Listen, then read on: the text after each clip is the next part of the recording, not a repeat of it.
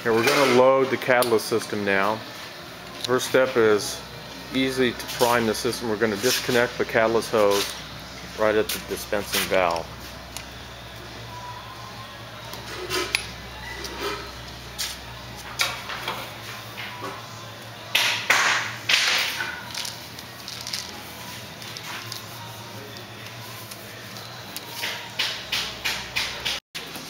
Okay, before we load the catalyst pump, let me explain what we've got here. This particular catalyst pump has a 3,000 pound gauge on it. The gauges on the pumps are different. You know, we match them to compare with the material pump that we're using. The pump has two return lines on it. This is a manual valve return line.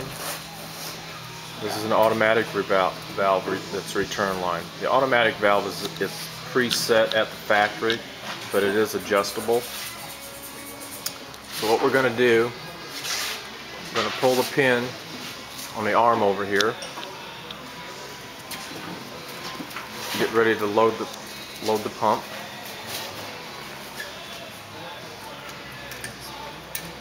Slide it off this side a little bit. He's going to open up the manual bypass valve.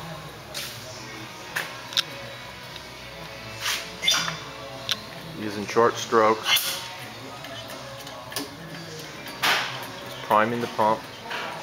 It's going to continue until we get catalyst pumped back into the bottle. There you go. Now we can see it flowing back to the bottle. Okay, he's going to stop and close the return valve. Okay. You can see that the catalyst was working its way back on the return line back towards the bottle. Now that the relief valve, or the manual relief valve, is closed, we're going to continue to stroke, and this will load the supply hose all the way up to the dispensing valve. Okay, we have fairly long supply hoses on here, so it's going to take a while to completely pump material all the way from the bottle through the pump up to the dispensing valve. When it does, we're going to pump it until we get a clear flow of catalyst.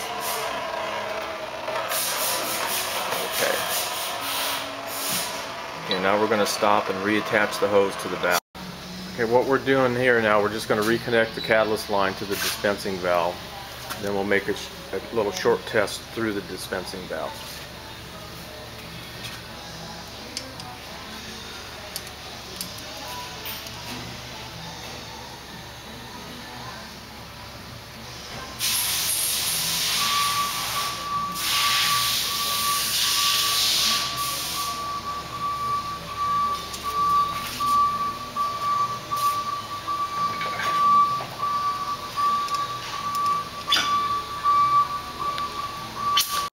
Okay, now we'll open the dispensing valve, pull it back, open. We're going to stroke the pump by hand just to make sure we're getting catalyst through the dispensing valve. Good. Okay. Good. Okay, close the valve. Okay, now let's run some solvent and acetone through it. Okay, now that we got a little bit of catalyst in the head, we're just going to purge it a little bit with some solvent. Okay, and then blow it out with air. Good. Okay, now we have the solvent loaded, the MEKP is loaded. Now we're going to load the putty drum. Okay, before we load the drum onto the ram, we've got one very important thing to remember. There's a boom assembly on this. Always make sure that the boom assembly is not over the top of the ram assembly before you raise the ram. Okay, we're getting ready to load the drum onto the ram. We want to show you one other item here that's optional, that's not mandatory to use, but we call these Texas t-shirts. And these are just plastic covers that we'll put on top of the material before we put the ram into the material itself, into the putty. What this does is it curls up around the follower seal and it'll prolong the life of the follower seal. Yeah, you don't have to use these, but they're recommended for most applications. So this particular seal here is a stock item from Ingersoll Rand Aero. The hole that they have in the center isn't quite big enough, so we cut it a little bit larger so we have plenty of clearance in the center of that seal. So when we do put it on top of the material, there's no danger of it getting sucked up into the pumping system. So let's cut it a little bigger.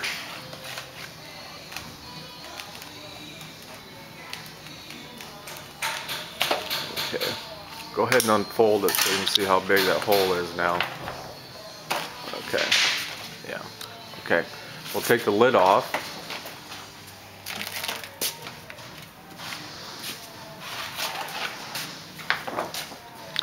Just center the plastic right over there, just like that. Great. Okay, now we're ready to load the drum of material onto the ram assembly. Got the boom pushed out of the way. Going to put the shifter in the up position. Turn the regulator on real slow.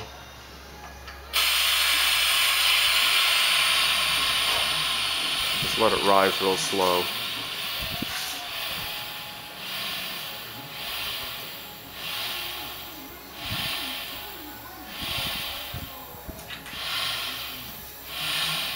We'll let it go all the way to the top. You can hear it when it hits the very top. Okay.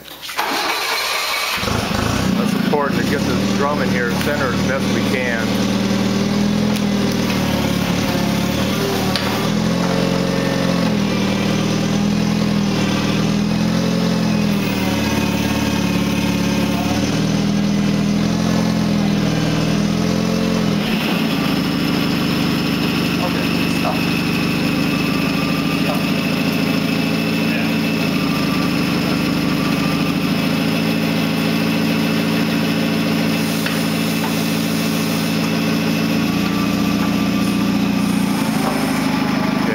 Going to kind of hand jockey it around to get it exactly centered.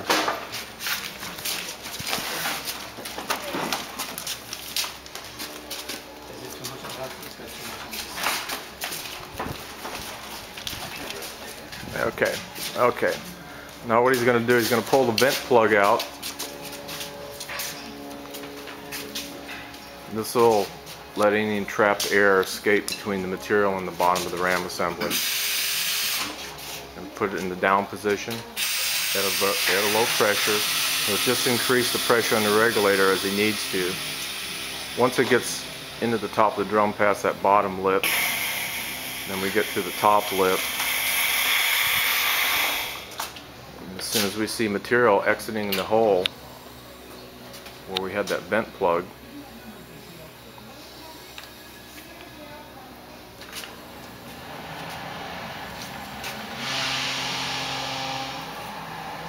going down slow. We're going to do this slow.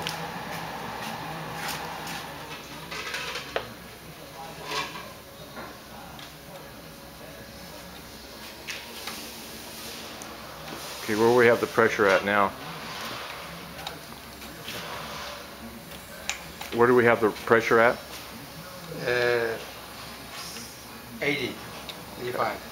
Okay.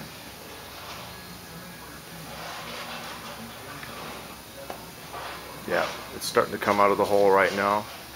So now we know we have enough downward pressure that will load material up into the pump assembly.